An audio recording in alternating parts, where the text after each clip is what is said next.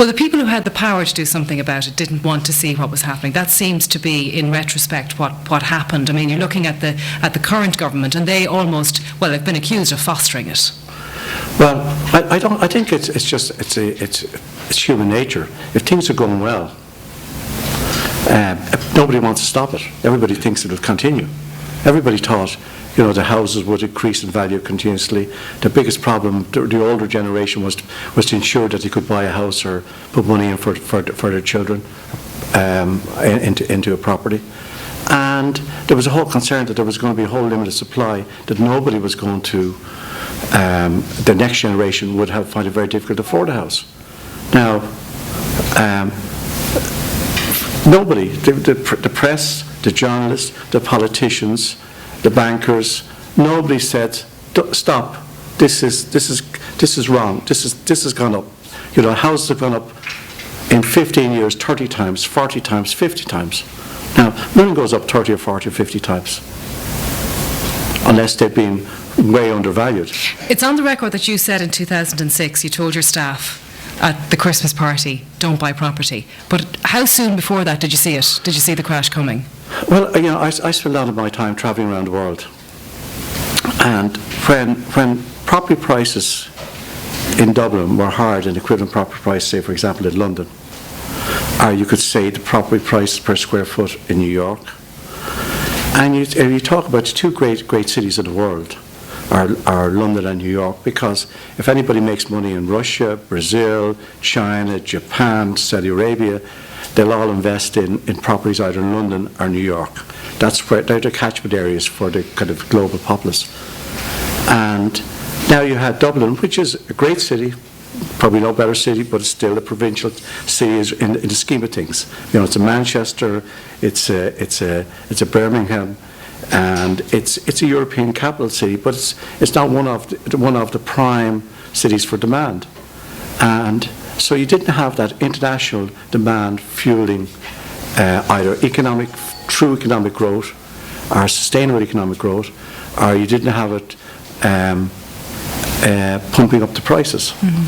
And I saw the differential increasing all the time. And I said, this is not sustainable. And that's why I said that to my staff in 2006 at the Christmas party. I said we're heading for a crash. Now, I did get a note, I don't know what, somebody sent me a paper that Morgan, the economist is a Morgan Sullivan, economist in UCD, wrote a very compelling paper, I think it was 2006, 2007, and I was given a copy of the paper to say how there was a huge property bubble here. And I sent it to a chief executive of a bank, and he sent it back to me and he said, listen, that's nonsense, that man is a little bit eccentric, don't believe it. Which bank was that? I can't say, but I tell you, I want to meet eccentric people like that all the time. So you saw it coming. Well, I didn't see it's coming. But it was it's obvious, you see, in retrospect, isn't it? I think what we suffered was double. You take Ireland's own. We had this huge property bubble, and as part of the psyche, we all wanted to own assets. We all wanted to have the best properties, and that's why there was such a demand at the higher end of the property market too. And when the house was bought for 58 million in Walford in 2007. And I know I bid in a house that turned into two houses at Shrewsbury Road in 1987, 20 years previously, and it was sold for 430,000, and that ended up in two sites. Mm-hmm. So you talk about something like 58, so that went up, the prices you could say went up 120 times in 20 years. Now, I'd love to pick something today that my money would go 120 times in 20 years. So that's one side. Then I think what we really cut out was that it was emerging that we had a property bubble in our market. Simultaneously, you had this kind of whole implosion in the global financial marketplace, where there was a huge asset bubble or credit bubble that existed globally, practically in every country.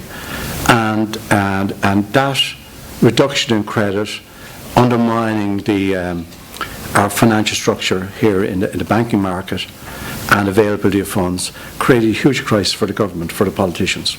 So I think both of those, that collision, domestically and internationally, created a kind of a financial disaster. And now we have to get out of it. So we have on Taoiseach Brian Cowan in the job, huge debate over whether he's capable of doing it. Where do you stand?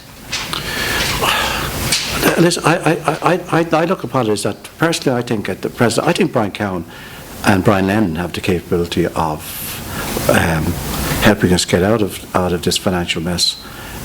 But personally, I think that what's needed is that we need a national economic think tank and bring the best brains of the country together, both the private and public partnership, both private and public sector. Would you be prepared to be part of that? I think anybody, any Irishman would be prepared to be part of it. I think this is a time where nobody can absent themselves from participating. But when I look around here and I look around the streets in Dublin, and I look around what's being created, we have a talented workforce. We're in a far better off position than we were 20 years ago, much better. And we had higher unemployment, higher public sector borrowing, and we got out of it. And we can get out of this not easily, but I think that we have the intellectual capital. And intellectual capital is far more valuable than financial capital. Intellectual capital is a scarce resource, and I don't want to sound this in a kind of in a xenophobic way. I think that we in Ireland we've bundles of intellectual capital. I'd like to go around the world, and I do go around the world with Irish people beside me, negotiating, buying and selling businesses, and they can outperform any of their counterparts. This think tank, would you be prepared to put this forward, stick your neck out on the line and say, look, I'll spearhead this, I'm suggesting this, let's all come together and do it? Well, I don't think I'm the most competent person to spearhead it, but I certainly would participate, and I certainly would give my contribution. Do you think there's a business experience lacking? Is that why you're saying that that's necessary? I don't think there's a business experience lacking. If you've got a problem, what problems have we got at the present time in Ireland? The problem is that we had a problem that we overinflated our cost base.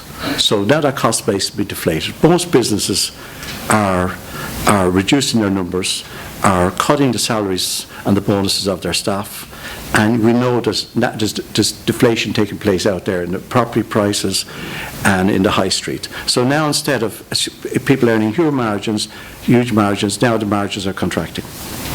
So deflation is taking place.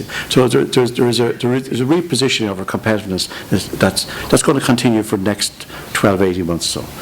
What we've got to look at is that what do we do in relation to in the financial marketplace to restore confidence in banks? Now, I don't think restoring confidence in banks, that the banks will start dishing out money willy-nilly. In fact, I think it'll be reversed. Banks will not start providing monies to the small and medium businesses until they have proper business cases put forward.